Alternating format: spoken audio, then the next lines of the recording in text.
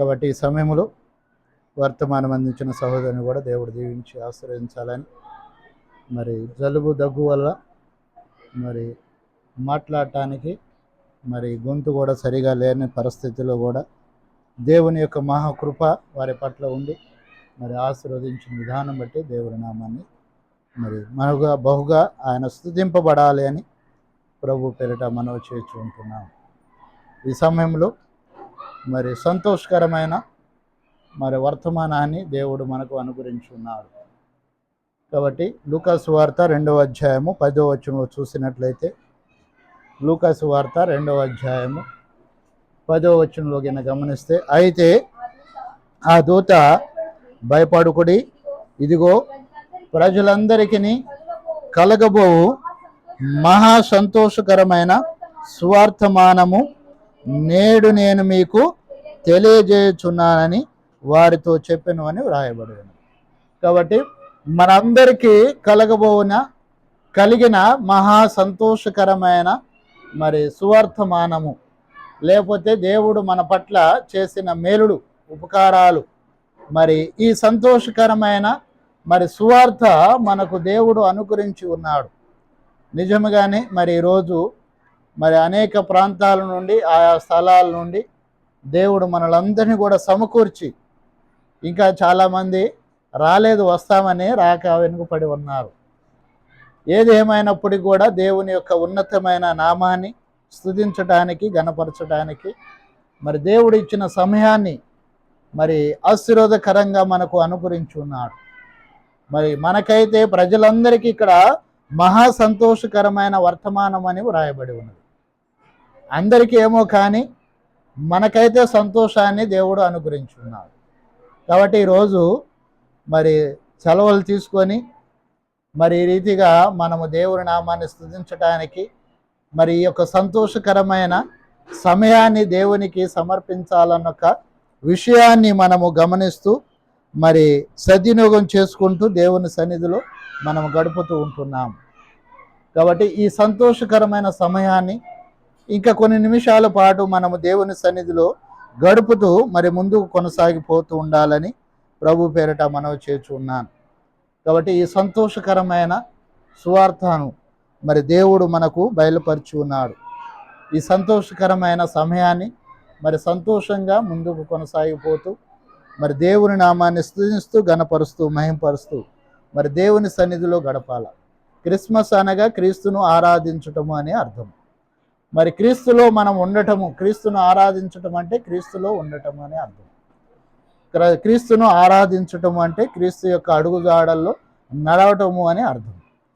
మొదటి పేతురు రాసిన పత్రిక 2వ అధ్యాయములో మరి 21వ వచనంలో చూసినట్లయితే, మొదటి పేతురు రాసిన పత్రిక 2వ అధ్యాయము మరి 21వ వచనంలో చూస్తే అక్కడ క్రీస్తు కూడా మీ కొరకు బాధపడి మీరు తన అడుగుజాడల యందు నడుచుకొనున్నట్లు మీకు మాదిరి ఉంచిపోయాను అని వ్రాయబడి ఉన్నది.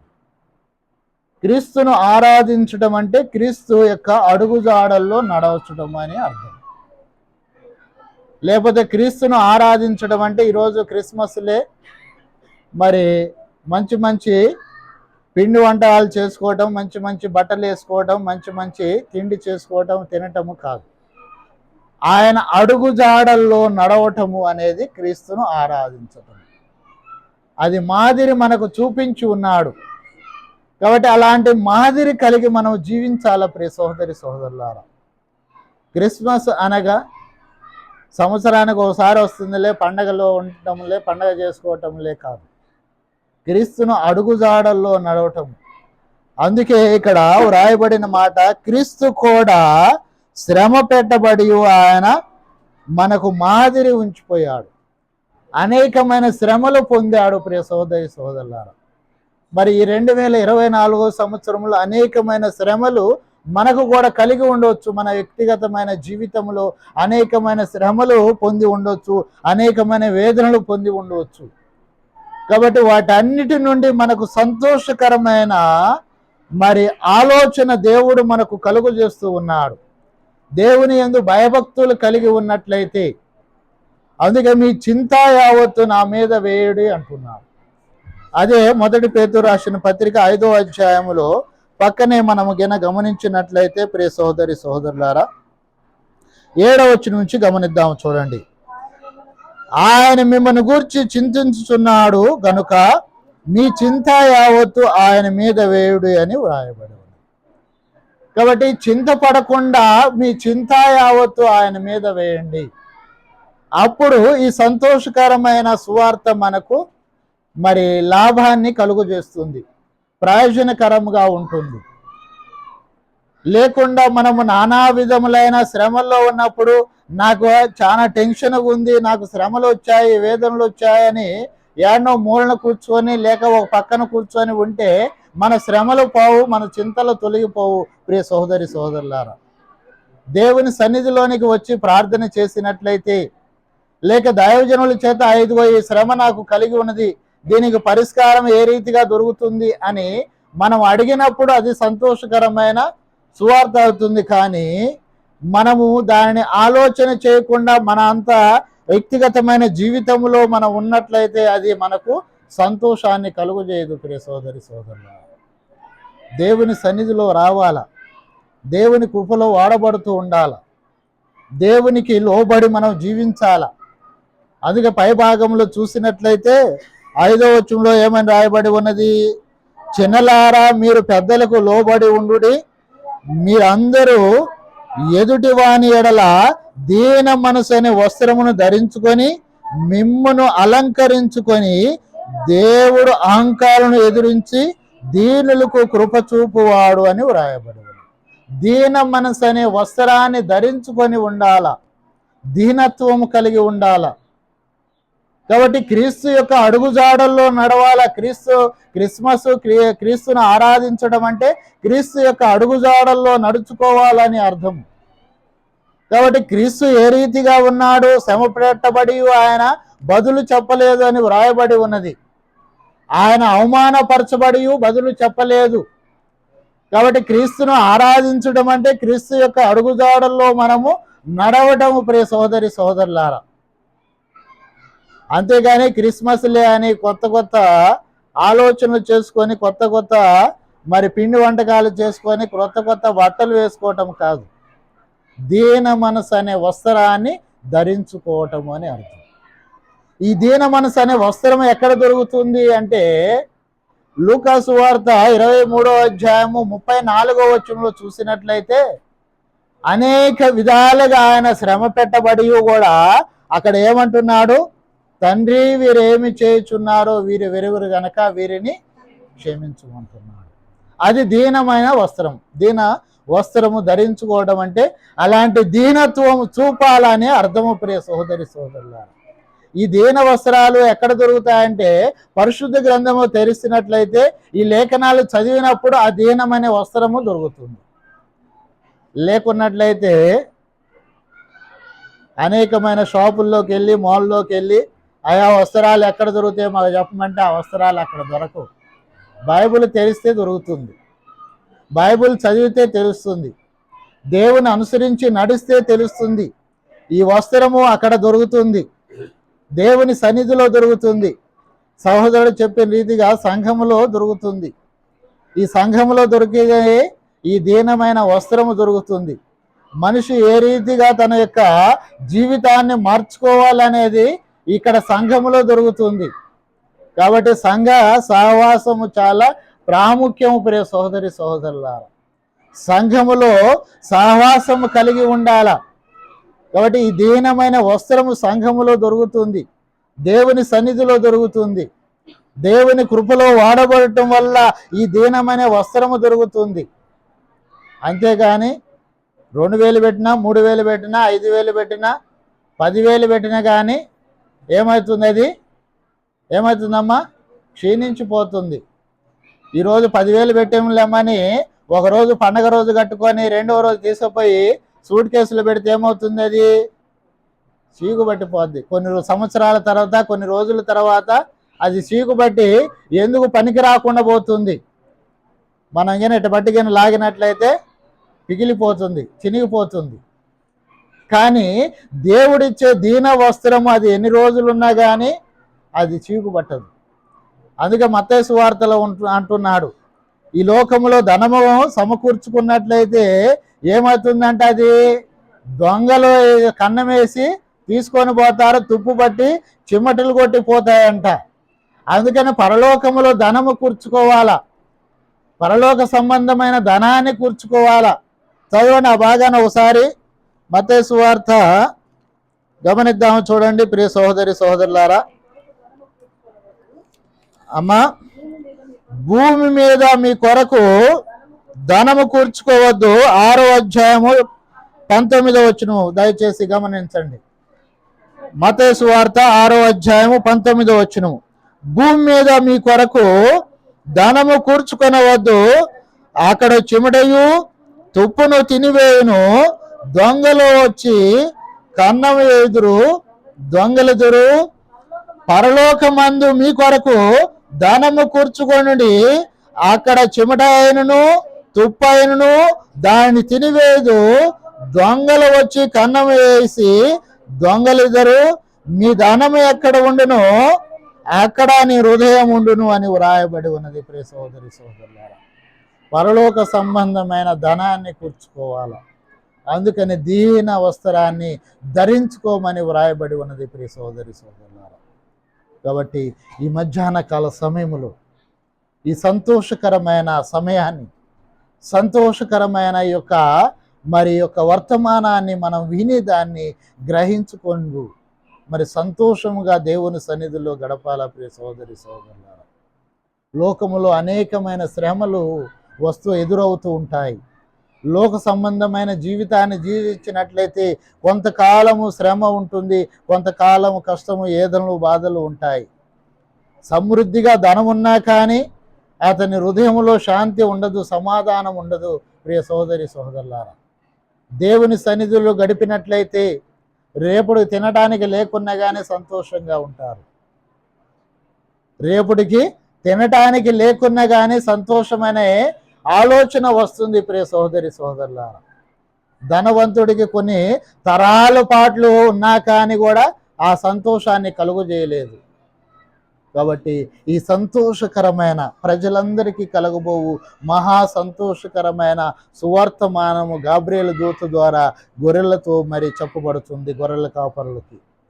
కాబట్టి వారందరికీ సంతోషం ఉందో లేదో కానీ మన జీవితాల్లో దేవుడు సంతోషాన్ని కలుగజేస్తూ ఉన్నాడు, ఆనందాన్ని కలుగజేస్తున్నాడు. కాబట్టి ఇటు సమయాన్ని మనం సద్వినియోగం చేసుకుంటూ ముందుకు కొనసాగిపోవాలి. అందుకని పరలోక రాజ్యంలో ధనము కూర్చుకోవాలి అంటే ఈ లోక సంబంధమైన ధనాన్ని ఉన్న వరకు చాలు, ఎంతవరకు ఉందో అంతవరకు చాలు. ఎక్కువగా అతిశయపడినట్లయితే ఉన్నది కూడా వాద్ది. అర్థమవుతుందా? ఆశగా పోతే దురాశ దుఃఖం చేయడంట. ఎక్కువ ఆశగా పోయినట్లయితే ఈ ఉన్నదానికి కూడా మెప్పు వచ్చేస్తుంది. అందుకనే ఎక్కువ ఆశకు పోకుండా ఉన్న దాంట్లోనే సంతోషంగా ఉండి దేవుని సంతోషపరచువారై ఉండాలి. జక్క ఏమంటున్నాడు? ప్రభువా, ఎవరి దగ్గరైనా అన్యాయంగా తీసుకున్నట్లయితే నేను సగభాగాన్ని వారికి ఇస్తాను, 4 అంతలు తిరిగి చెల్లిస్తాను అంటున్నాడు. ఈ లోకంలో ధనము కూర్చుకున్నాడు ఆయన, కానీ దాంట్లో సంతోషాన్ని కలుగు చేయలే జక్కయ్యకు.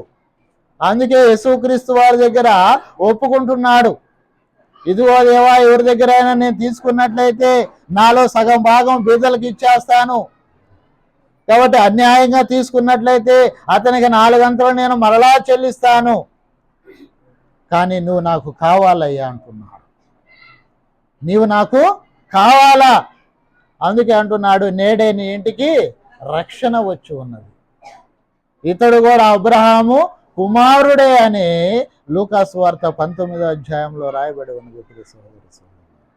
అలాంటి దీన వస్త్రాన్ని ధరించుకొని ఉండాలి ప్రియ సహోదరి సహోదరు. కాబట్టి ఈ వస్త్రాలు ఎక్కడ దొరుకుతాయంటే పరిశుద్ధ గ్రంథము తెరిచినట్లయితే ఈ వస్త్రాలు దొరుకుతాయి. ఈ వస్త్రాలు ధరించుకున్నవారు వాక్యము చేత మన యొక్క హృదయాలని అలంకరించుకున్నట్లయితే సంతోషము, ఆనందము, మహానందము కలుగుతుంది. ప్రియ సహోదరి సహోదరులు, ఒక మాట చదువుకుందాము. లూకాసు వార్త 2వ అధ్యాయము లూకాసు వార్త 2వ అధ్యాయము 15వ వచనం నుంచి గమనిద్దాం. చూడండి. ఆ దూతలు తమ యొద్ద నుండి పరలోకమునకు వెళ్ళిన తర్వాత ఆ గొర్రెల కాపరులు జరిగిన ఈ కార్యమును ప్రభు మనకు తెలియజేసిన ఉన్నాడు. మనం బెత్లెహేము వరకు వెళ్ళి చూతుము రండని ఒకరితో ఒకడు చెప్పుకొని త్వరగా వెళ్ళి మరియను యేసోపును తొట్టిలో పండుకొని ఉన్న శిశువును చూసిరి. వారు చూచి ఈ శిశువును గూర్చిన తమతో చెప్పబడిన మాటలను ప్రచురము చేసిరి. గొర్రెల కాపరులు తమతో చెప్పిన సంగతులను గూర్చి విన్నవారందరూ మిక్కిలి ఆశ్చర్యపడిరి. అయితే మరి ఆ మాటలన్నీ తన హృదయములో తలపోచుకొనుచు భద్రము చేసుకొనిను అని వ్రాయబడి ఉంది. ఏ మాటలు భద్రం చేసుకున్నది హృదయములో?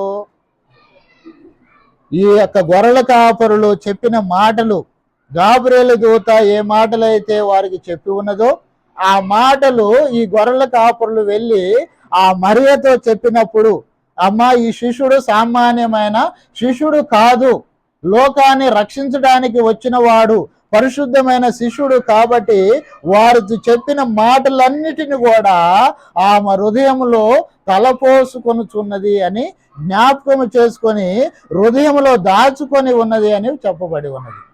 కాబట్టి మనము కూడా చెప్పబడిన మాటలు వాటిని మన హృదయములో భద్రపరచుకోవాలా. ప్రియ సహోదరి సహోదరులారా, యేసుక్రీస్తు వారి గురించి చెప్పబడిన మాటలు మనము హృదయములో భద్రము చేసుకుంటూ ఉండాలి.